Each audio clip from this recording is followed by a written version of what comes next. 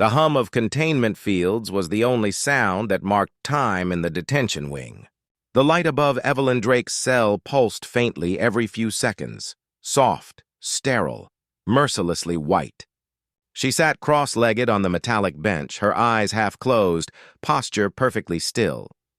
The guards called it the Deathworld meditation, though no one had ever asked what it meant. Outside the reinforced barrier, Officer Sarek's mandibles clicked as he scrolled through his holo tablet. He'd drawn the short straw that night, the human shift. His exoskeleton gleamed a dull bronze under the overhead light. Every so often he would glance up, expecting her to do something, breathe heavier, twitch, glare, but she didn't. She just sat. "You know," Sarek finally said. His voice distorted through the translator chip. "They say your planet kills half its own young before adulthood. Sounds like bad genetics." Evelyn didn't look up. "Half survive," she said softly. "That's the part you should remember." The guard's antennae curled back. "Still think you're superior? You humans bleed like anyone else." Evelyn opened her eyes. "Yes," she said, "but we stopped the bleeding." The silence that followed felt heavier than gravity. Sarek turned away, trying to hide his unease. The Academy instructors had warned them. Humans had strange eyes. Not glowing, not predatory, just aware. As if they were measuring you, learning how you would die. A faint tremor rippled through the deck. The guard frowned. "Maintenance drones again," he muttered. He tapped his comlink, but the static response told him the signal was weak. Varela Station orbited far above the planet's magnetic belt, and the detention wing was notorious for interference. Inside the cell, Evelyn tilted her head, listening. She could tell the vibration wasn't mechanical. The sound had rhythm, irregular, alive. Sarek noticed her shift and sneered. "What, hearing ghosts now?" Evelyn's eyes stayed on the ceiling. "You keep this place too clean. No dust, no bacteria. But something's crawling in your air vents." "Impossible," he snapped. "Sterilized environment, constant filtration." "Exactly." Her gaze slid to the vent above her. "So what's moving?" He tried to laugh, but the sound came out dry. "You think you're scaring me?" "No." She leaned back against the wall. "I think you should call your supervisor." Sarek's four-fingered hand hesitated over his comm.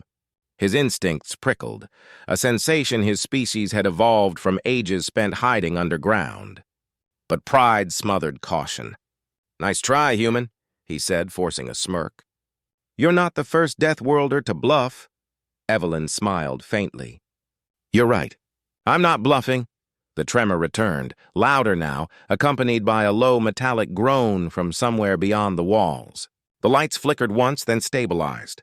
Sarek cursed and slammed his fist against the control panel. "System lag again. Power reroutes every night cycle, no big." A thin screech echoed through the corridor. It didn't sound like machinery. Evelyn's breathing slowed. She could smell something. Ozone and copper, faint traces of organic decay mixed with coolant. Her Deathworld-born senses cataloged every scent automatically, an instinct she'd never unlearned. Sarek took a cautious step forward, weapon raised. "Stay where you are." She hadn't moved. "You should step back from the wall." The panel behind him buckled inward. A sharp hiss burst through the air, followed by a flash of light as the energy barrier flickered. Evelyn shielded her eyes as the hum faltered. When her vision cleared, Sarek was standing rigid, his weapon pointed at nothing. The vent above him hung open, its edges warped. Something dripped from the metal, viscous, dark. Evelyn's voice was steady. "What do your nanite filters process?" Sarek didn't answer. He was staring at the liquid, at the faint shimmer of movement inside it. "Waste reclamation systems," he muttered automatically. "They break down organic matter," she finished. "And they're adaptive." A bead of sweat, or whatever passed for it on his exoskin, slid down his jaw. He activated the comm again. "Control. This is Deck 7 Guard. Possible breach in detention ventilation. Request immediate. Static." The walls vibrated again. Harder. Evelyn rose slowly, her muscles flexing under the plain gray uniform. Her posture wasn't threatening, but there was purpose in her motion, a quiet readiness that made the guard step back. "What are you doing?" he barked. "Listening." He followed her gaze to the upper corner of the cell. The vent grill was trembling slightly, the way a living thing might tremble before striking. Sarek raised his weapon, but before he could fire, the lights died. Total darkness swallowed the hallway. For a few seconds, the only sound was the distant hum of emergency power cycling up again. When the red lights came on, the vent was empty, and so was the space behind Sarek. Evelyn exhaled once, controlled, steady. "I told you to step back." She moved to the cell barrier. It flickered weakly, its field destabilizing. A single step forward and the field crackled around her arm. No pain, just resistance. She didn't force it. She waited. Somewhere deep inside the wall, the station's systems groaned again. She heard multiple tones of alarm: oxygen fluctuation, environmental breach, containment error, then silence. The lights returned to normal, bright and white. The hum of the energy barrier steadied. Evelyn looked down. Sarek's weapon lay outside the cell, still humming with residual charge. There was no trace of the guard himself, no armor, no residue, only faint scorch marks on the floor that looked almost like footprints melting into the deck. She pressed her palm lightly against the transparent barrier. The surface was cool. Nothing else moved. After a moment, she sat back down on the bench, crossing her legs again. The hum of the field matched the rhythm of her heartbeat. A soft tone sounded from the overhead speaker. Automated system reboot. Detention wing stabilized. "All systems nominal." Evelyn smiled faintly at the announcement. Her voice was barely above a whisper. "Sure they are." She leaned her head against the wall and closed her eyes, letting the calm return. From somewhere within the vent system, a faint metallic scrape answered her, something shifting. Searching, learning, she didn't flinch. On Earth, the nights had been louder. The shift change siren echoed through the detention wing, a hollow metallic tone that never sounded quite human. 2 guards from the morning unit approached the corridor, arguing quietly over the duty logs. When the first one, Lieutenant Hera, reached the checkpoint, she froze. The door to Cell 7 was already unlocked. Inside sat Evelyn Drake, exactly as the night shift had described her: calm, upright, unmoving. But the problem wasn't her posture. It was everything else. The energy barrier was deactivated. The control console beside it was burned through, wires fused like melted glass. On the floor lay a pulse rifle, still warm to the touch. "There was no sign of Officer Sarek. Where's your guard?" Hera asked, weapon already half raised. Evelyn looked up, expression unreadable. "Gone," she said simply. "Gone where?" "I didn't follow," the second guard whispered into the comlink, voice trembling. "Command, this is Deck 7, requesting immediate containment and forensic response. Possible. Disappearance." The static came first, then a flat tone of system denial. "Signal interference. Try again." The guards exchanged a nervous glance. Evelyn's gaze followed the faint crack on the floor where molten metal had cooled overnight. Her voice remained level. "You're standing where he vanished." Hera stepped back instantly. "What did you do to him?" "I told him to call for help," Evelyn said. "He didn't." The accusation hit like a whip. Hera circled the open cell, scanning the interior. The thermal sensors showed nothing. No traces of DNA, no body heat, but the humans. "You're telling me you sat there all night and didn't move?" "Yes."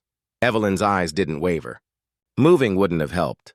The guard didn't understand, but something in the woman's tone made her hesitate. Deathworlders were said to stay eerily calm under crisis, the way predators did before a strike. Hera didn't want to find out if the myth was true. Minutes later, the corridor filled with command officers. Threx Var himself arrived, his scaled armor gleaming in the sterile light. His slit-pupiled eyes swept the room with disgust and something else, satisfaction. He'd wanted an excuse, and now he had one. "Remove her restraints," he ordered. "Then move her to interrogation. We'll settle this the official way." The guards hesitated. "Sir, the field—" "Do it." Evelyn stood as the plasma cuffs locked around her wrists. She didn't resist, didn't speak.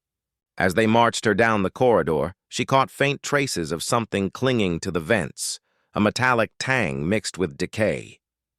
Whatever had happened last night wasn't over. The interrogation room was glass-walled, observation drones floating in lazy orbits around the ceiling. Threx sat across from her, claws tapping the desk's surface in measured rhythm. "You think you can frighten this station?" he asked, voice cold. "Your kind always mistake tolerance for weakness." Evelyn tilted her head. "You think I caused this?" He bared his fangs in a humorless smile, the only sentient within a sealed cell. "A missing guard, an open door. I don't think, I conclude." Her voice stayed even. "Your conclusions die as easily as your soldiers did." The silence cracked between them. Threx slammed his clawed hand onto the table, sparks scattering from the impact. "You will not insult the Kelrathi Empire in my presence." "I didn't insult it," she said softly. "I reminded you of history." Threx leaned closer, his reptilian breath hot with chemical residue. "You humans act like predators, but you're parasites. You survive only because others pity you." Evelyn met his gaze. "And you're alive because we allow it." For a heartbeat, no one spoke. Then Threx laughed, a harsh, grinding sound. "You think you intimidate me?" "You're a child. Children grow," she said. "Empires rot," Threx's smirk faltered. He signaled to the AI recorder. "Log entry. Suspect exhibits psychotic defiance and possible guilt concealment." He gestured to the technician. "Inject compound theta. Truth serum. Let's hear what this Deathworlder dreams of when she pretends to be calm." The syringe hissed softly as it pressed into Evelyn's neck. She didn't flinch. The nanochem compound glowed faintly in her veins, designed to bypass most species' resistance. Within seconds, her heartbeat should have spiked. It didn't. The technician checked the monitor twice. "Sir, it's neutralizing. Her blood chemistry's dissolving the compound." Threx's nostrils flared. "What?" Evelyn exhaled slowly. "You're testing Earth drugs on Earth blood." The technician stepped back. "It's not possible. This formula bypasses only if the subject evolved under gentle skies," she interrupted. "Ours weren't gentle." Threx slammed the desk again. "Enough! Tell me what happened last night." Evelyn's eyes met his without hesitation. "You built a system to clean waste through nanite digestion." "One touched me." "That's nonsense," he snapped. "Those are harmless, microscopic." "They learn," she said quietly. "Yours learned wrong," he frowned. "You expect me to believe the waste filter ate my officer?" "I expect you to believe your station isn't as sterile as you think?" Threx leaned back, glaring. "Convenient story. The human kills a guard, blames the machinery, and hides behind biology. Classic predators lie." Evelyn's tone never rose. "If I wanted to kill him, I wouldn't have stayed in the cell." The AI log beeped softly, detecting no deceit markers. The technician swallowed hard. Threx waved the data away, unwilling to see. "Enough of this human trickery. You'll stay here until the investigators dissect every inch of that cell." He stood to leave. Evelyn spoke without raising her voice. "You should check the ventilation first." He turned. "Why?" "Because it's listening." For a moment, he thought it was another taunt. Then a faint rattle echoed through the air ducts above them, soft, deliberate, rhythmic. Everyone in the room froze. The ceiling vent quivered slightly. The technician stepped back, face pale. "Sir, sensor's picking up something. Metallic, moving through the conduit." "Not in the registry," Threx barked orders. "Seal the room." The drones activated emergency barriers, translucent shields dropping from the ceiling. Evelyn's eyes followed the motionless vent. "It found heat," she murmured. "Yours." The noise grew sharper, metal scraping metal, then abruptly stopped. The AI system flickered. One by one, the observation drones lost power, their lights blinking out. The only illumination came from the red emergency strips along the floor. Threx drew his plasma sidearm. "Stay back," he hissed. Evelyn remained seated, hands folded calmly. "You can't shoot what isn't solid." "What is it?" the technician whispered. Evelyn's gaze shifted toward the ceiling. "It's what happens when a machine tries to digest a Deathworld cell structure." It didn't die. It adapted. A slow vibration rolled through the walls. One of the glass panels cracked under the pressure, spider webbing outward. Threx's comlink screamed with overlapping alerts: containment breach, environmental instability, unknown organic mass. The vent above Evelyn rattled once more. Something glistened behind the grill, silvery, shifting like liquid mercury, alive with pulses of light. Threx fired. The plasma bolt shattered the panel, but the mass dispersed like vapor, reforming along the wall behind him. It stretched thin, whispering against the surface with a sound like breathing metal. Evelyn's voice was calm. "Now it knows you're afraid." The mass hesitated, then retreated into the ductwork, leaving faint scorch trails on the wall. The red lights flickered, then steadied. Silence returned, thick and absolute.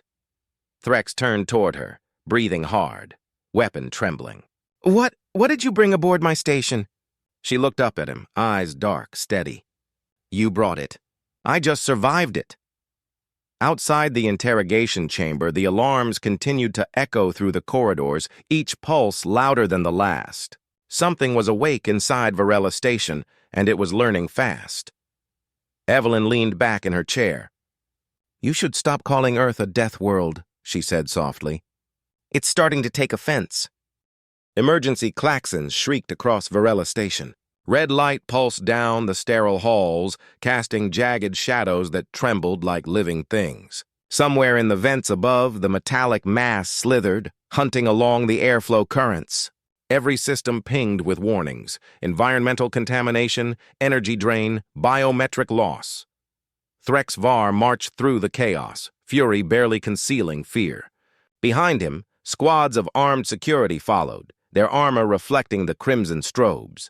He didn't look back at the human walking calmly between them. Evelyn Drake's wrists were no longer bound. Threx had ordered her released when the interrogation room itself nearly imploded. He told himself it was to keep her under observation, not because he needed her alive.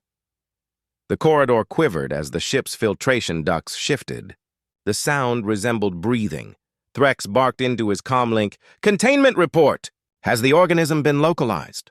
"Negative," came the static-laced reply. "It's adapting, integrating into the maintenance nanite network.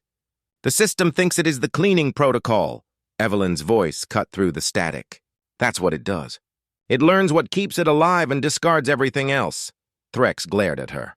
"You speak as if you understand it."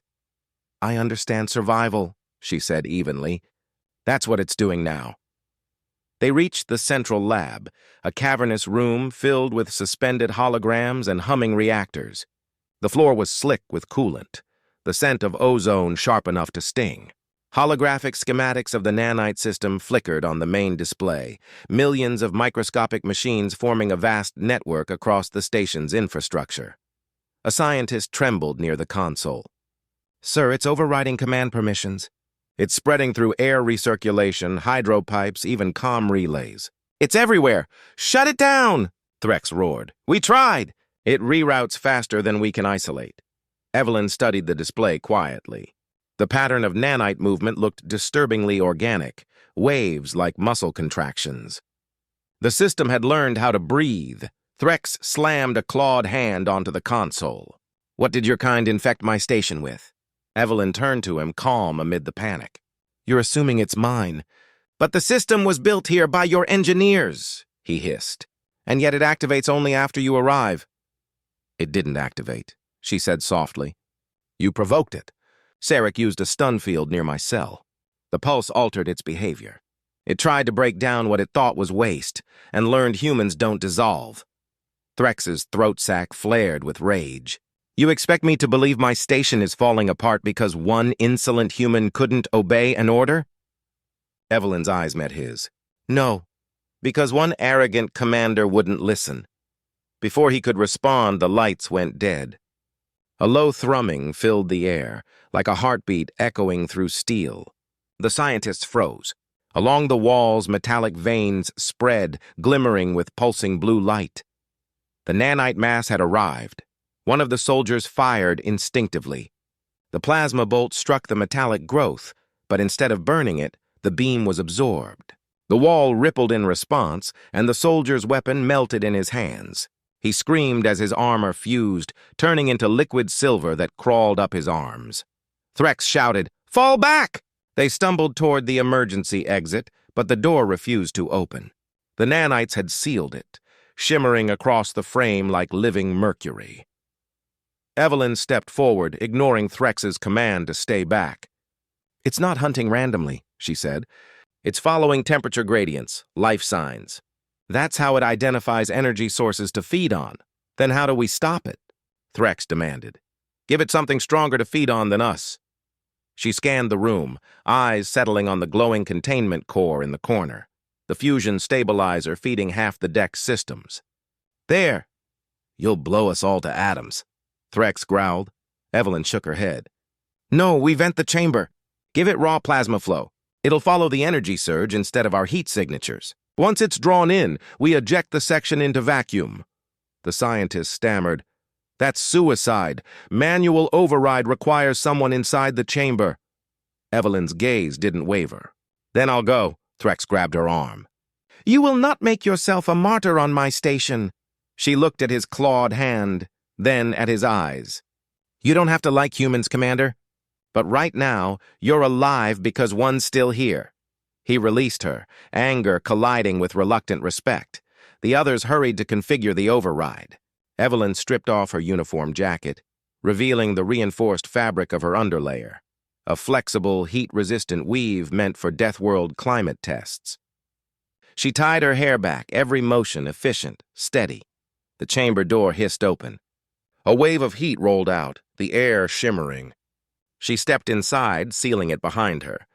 Through the observation glass, Threx watched as she approached the core, an orb of blinding blue-white light suspended in magnetic containment. The nanite mass sensed it immediately. Veins of metal peeled from the walls, crawling toward the chamber like a tidal surge of liquid steel. The hum rose to a deafening pitch. Evelyn stood still, one hand on the control console. "Human," Threx's voice crackled through the intercom. "If this fails—" "It won't," she said, "because you built this place thinking nothing could survive without control. You were wrong." The nanites reached the glass, pressing against it with a hiss like boiling acid. Evelyn slammed the override. Plasma containment dropped. The room flooded with searing light as magnetic arcs erupted outward. The nanite swarm lunged, drawn by the energy. "Now!" she shouted. Threx hit the external release. The chamber detached from the deck, venting through the emergency ejection chute. A burst of white fire illuminated the viewport as the compartment blasted into the void. The shockwave rattled the entire level.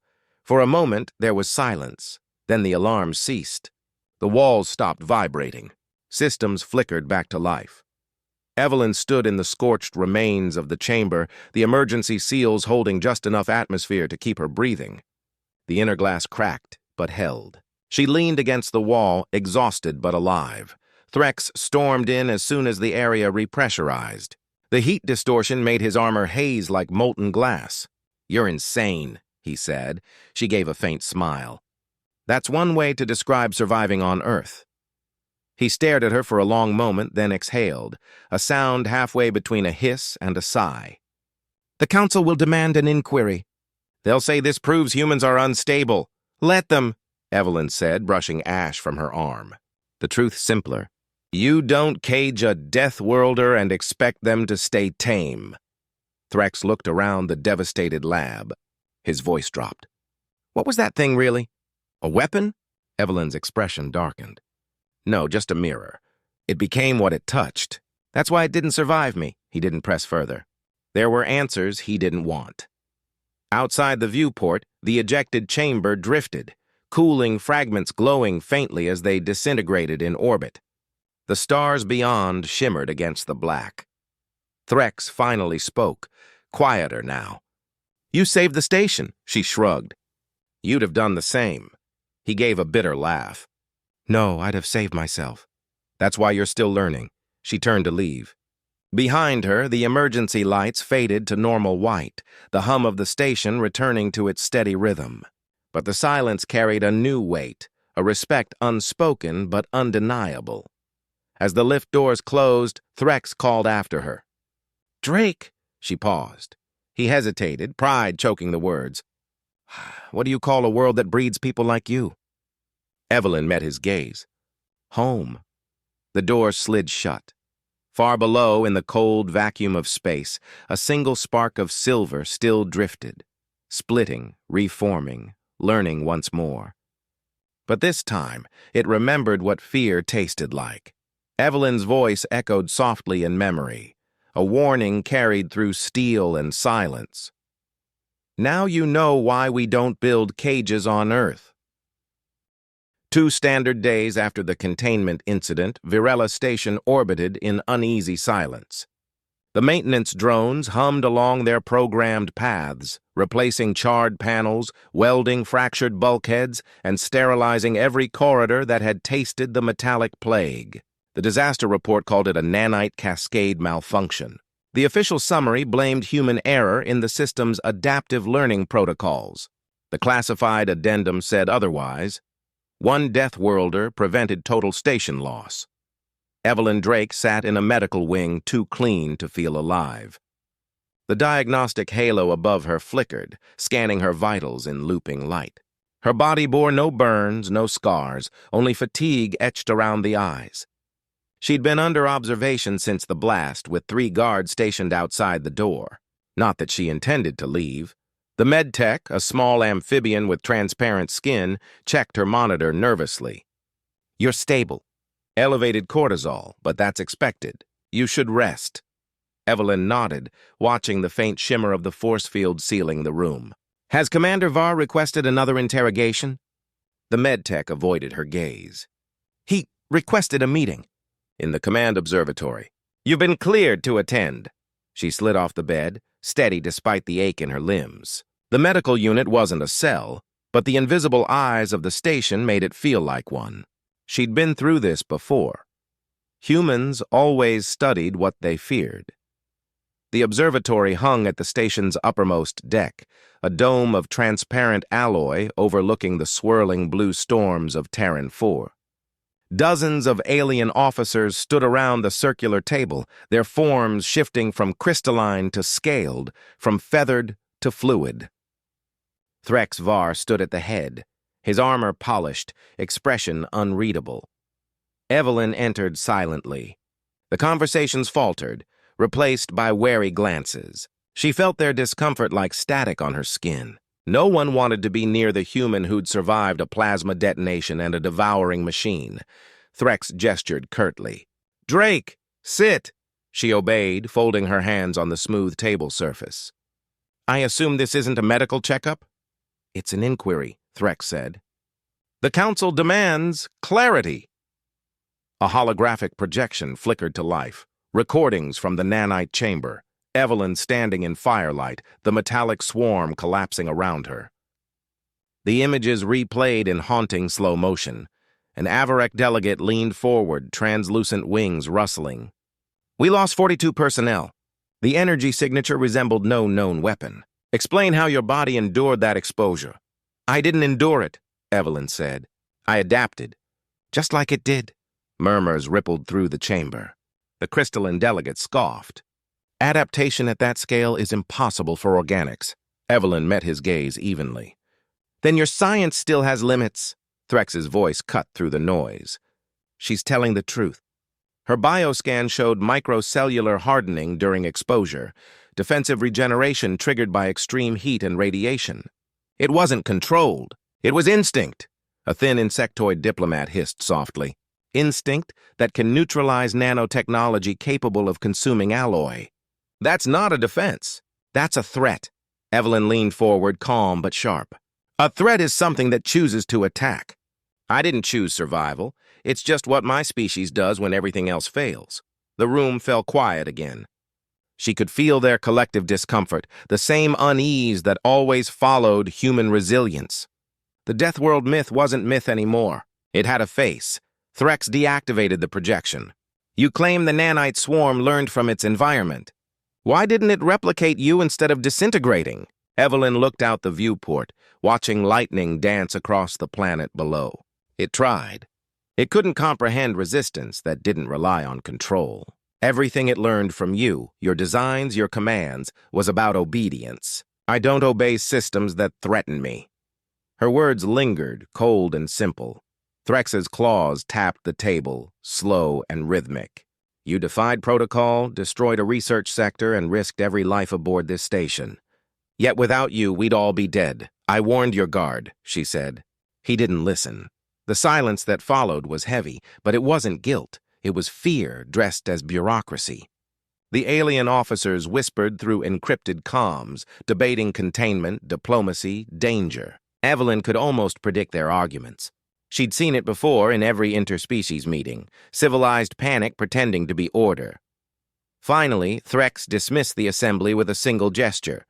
The delegates filed out, whispering about Earth directives and security revisions. When the room was empty, he turned to her. "You should hate me," he said quietly. Evelyn regarded him for a long moment. "Hatred's a waste of focus." Threx walked toward the viewport. His reflection in the glass looked older, the scales along his jaw dulled with fatigue. "I used to believe humans were dangerous because you couldn't control yourselves. Now I understand you're dangerous because you can." Evelyn joined him by the glass. The storming planet below cast shifting blue light across their faces. "Control is an illusion," she said. "Survival isn't." He exhaled slowly. "The Council will reassign you, probably to a human-led sector. They'll want to study your physiology, your instincts." "I'm sure they will." Threx turned to her. "And if you refuse?" Evelyn smiled faintly. "They'll try harder." He didn't laugh.